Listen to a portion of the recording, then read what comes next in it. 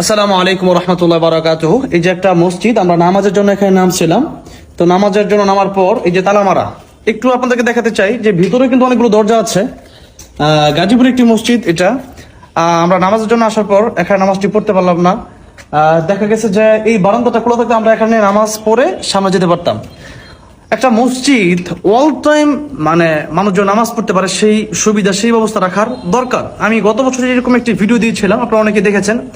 আপনার এলাকায় যে যেখানে আছেন, যার যার এলাকায় এই উদ্যোগ গ্রহণ করা দরকার যে ওই যে ভিতরে দরজা ওইগুলো তালা মারা থাকুক, কোনো প্রবলেম নাই, কিন্তু এই বারান্দাটা তো কমপক্ষে খোলা রাখার দরকার। অজুখানা খোলা আছে, তো অজুখানা যদি খোলা থাকে তো কলা তো চুরি করে নিয়ে যেতে পারে যদি ফ্যানের চিন্তা হয়। প্রয়োজন ফ্যান লাইট না দেন, তারপরেও কিন্তু এটা খোলা রাখা দরকার, কারণ পথযাত্রী যে কোনো সময় তার নামাজের দরকার হতে পারে। একজন আল্লাহ তাহাজ্জুদ নামাজও কিন্তু পড়তে পারে এখানে এসে।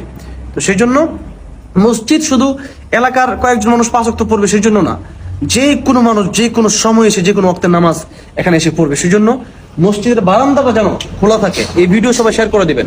আসসালামু আলাইকুম।